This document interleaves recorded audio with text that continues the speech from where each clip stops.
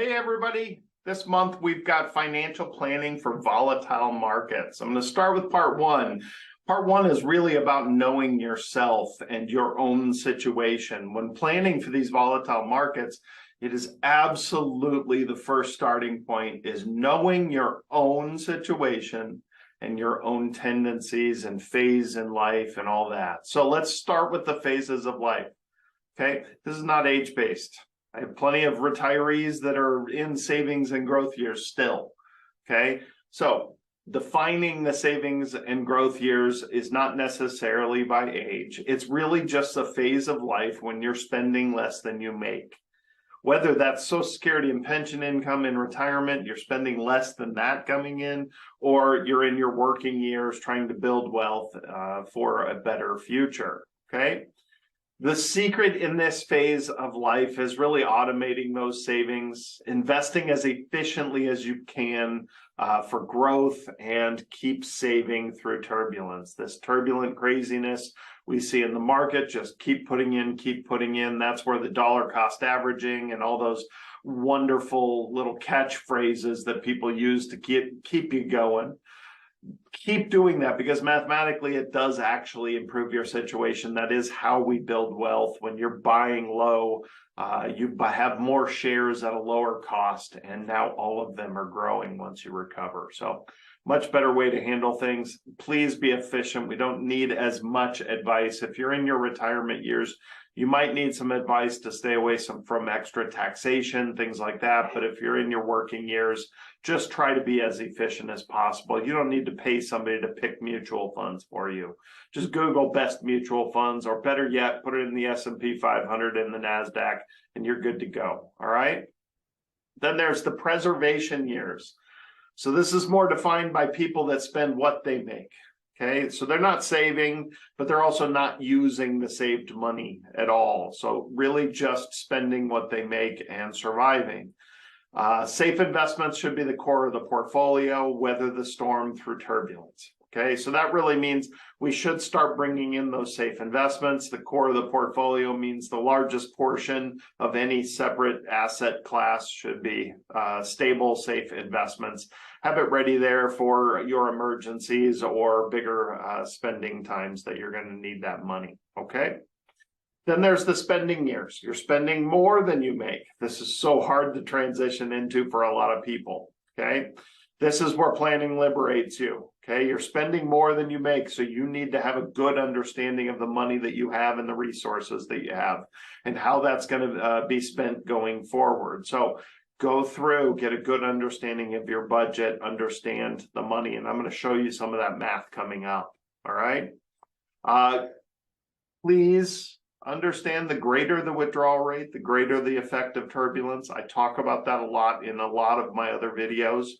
This is a principle that we all need to live by. When we start taking money out of our portfolio, turbulence is our biggest enemy. Okay. We want to go after efficiency. We want to have the right investments in the right parts of our portfolio. We want to reduce taxation. And yes, we want to reduce fees. We want to make sure we have the most efficient portfolio as possible. Think about it like this. If you are making 6% in your portfolio, but we reduce 1% in fees out of there, then you really only need to make 5% now to keep doing what you're doing. If we reduce some taxation, then maybe now we only need to make 4%.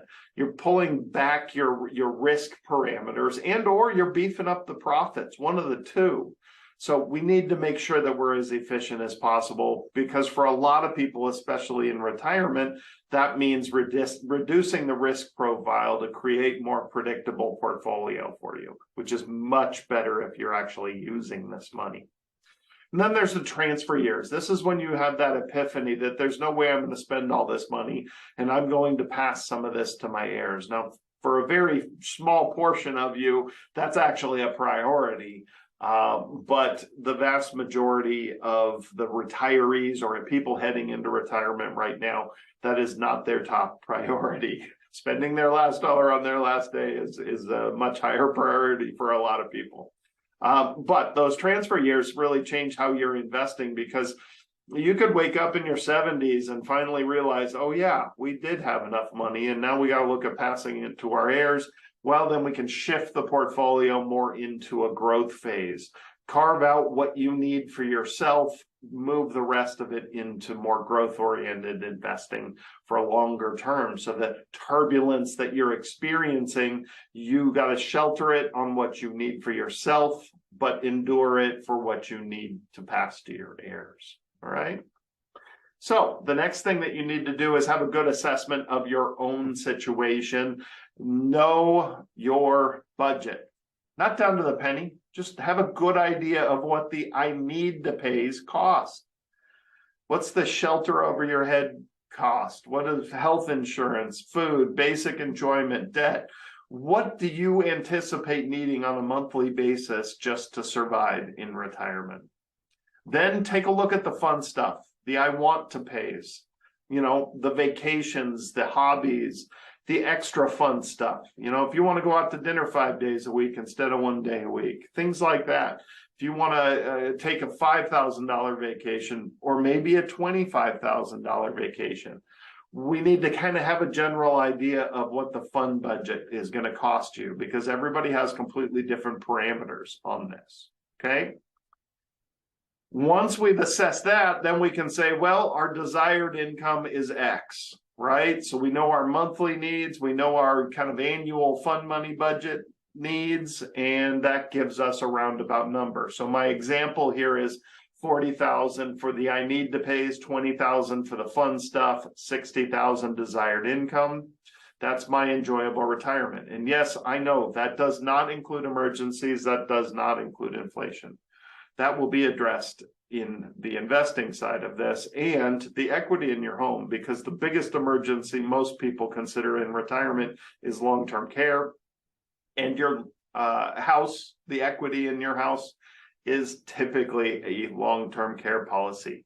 And it's much better than most of those policies you can buy out there. So the next question is, do I have enough? Now that we have a budget put together, now that we kind of understand the phase of life that we're in, now we need to look at, do our resources meet our needs, right? Okay, so my example in the middle of the screen here is really important. Everybody should do this math every year they're retired, and it's really easy math. You take your current age, you figure out how many years you have left till 100, you divide it into how much you have saved. So my example is a 65-year-old with 35 years left to 100.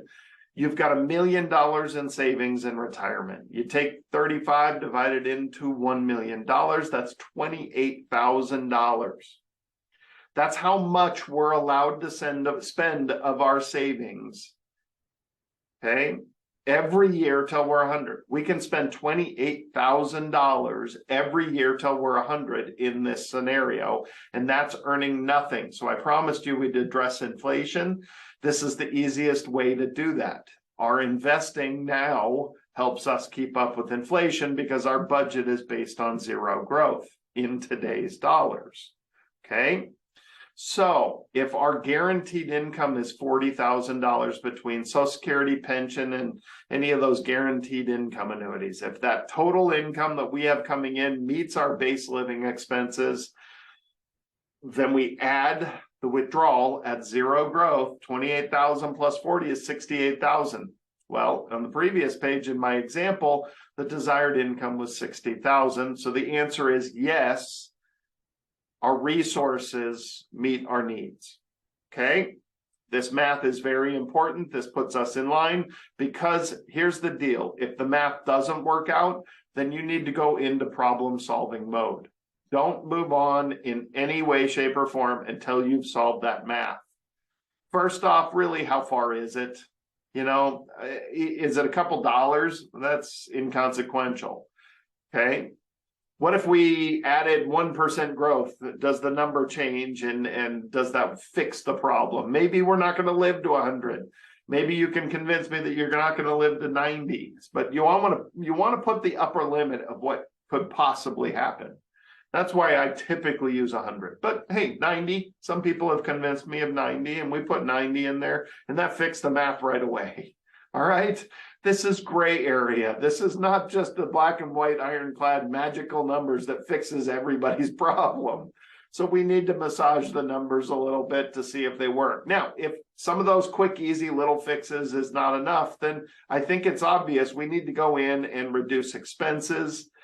We need to increase income, or we just flat out need to change our expectations. Okay. For some people, that's selling a house and downsizing and getting rid of a mortgage payment. That sometimes is the easiest fix in every situation. Okay. So just look at your situation, go into problem solving mode and fix this math.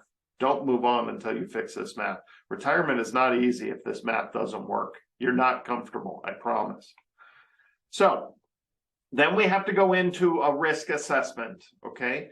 Once we've solved that math, once the math works, once we understand how much money we have, we understand how much we can pull out each year, now we need to start looking at our risk assessment. The first thing is appetite for risk. This is a personal preference, okay? Your appetite is your willingness to take risk. Think of it as you have 100%, your portfolio represents 100%. How much of that money, in my example, $1 million, how much of that money are you willing to have in the stock market or in risk-based investments? Okay. And this is really all about your feelings. This has nothing to do with what's right or wrong. This has to do with what keeps you sleeping at night. Okay. So this is where we assess our personal feelings towards how much money we want in risk-based investments. The next part is capacity for risk.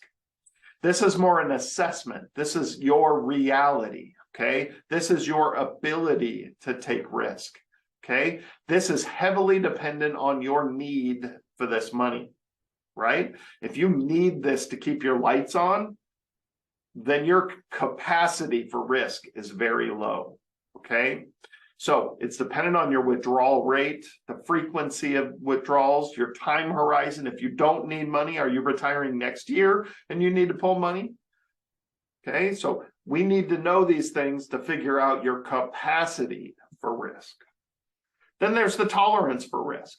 Okay, so let's say you were okay, your appetite for risk was 50% of the money in the stock market. Well, of that 50% of your money, how much are you okay with it going up and down? Because keep in mind, if 50% of your money goes down 20%, that means your portfolio only went down 10%. Okay, so we need to figure out our tolerance, our limit for risk. Are you willing to lose 100% of that money, or 20%, or 50%, or 10%? How much are you willing to lose in there? Okay, so these are all kind of just trying to figure out how much risk you're willing to take and how much you can take. Okay, so the next part of this is, what are you going to do with this money? Is this money important to you, or is it important to give to your heirs? The fun one is, do you want to spend your last dollar on your last day, or do you want to give your heirs as much money as possible? I assure you the portfolios are polar opposite, depending on how you answer this question. Now, some people are right in the middle. Whatever's left is fine. I get the whatever's left, but at least $1 million, at least 100,000, at least this, at least this. I get that quite often, and that's fine. That just means you're leaning towards, I want to pass it to my heirs more than I want to spend my last dollar on my last day. But that's okay. That's why this is a spectrum, okay? And how you're going to tolerate risk and the ups and downs and volatility of our market, this really does make a difference, okay? If we want to pass our heirs as much money as possible, we might be investing more for growth, and we should be okay with it because our time horizon is way out. It's past your life, okay? So then we need to understand our withdrawal frequency. Monthly is a nightmare, especially for risk-based investments. If your money's all in the stock market and you're pulling monthly, you are terribly inefficient. That is a very bad idea. Annual withdrawals, periodic withdrawals, emergency only. How are we going to use this money? That's going to change how we're investing this portfolio.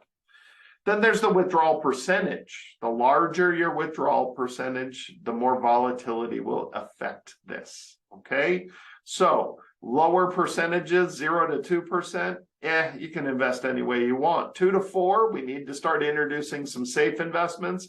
4 on up, we need to prioritize safe investments. As weird as it sounds, those lower, more boring, safe investments perform way better when it comes to the withdrawals. All right. So let us know if we can help out in any way. I have part 2 coming next week, and that's kind of the next level of developing the portfolio for these volatile markets. So let us know if we can help out. Come back next week. If you haven't subscribed, please do. We're trying to hit our quota on subscriptions.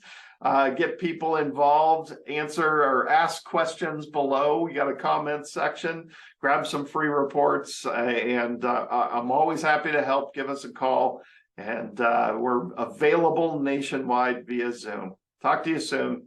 Thanks again. See you next week.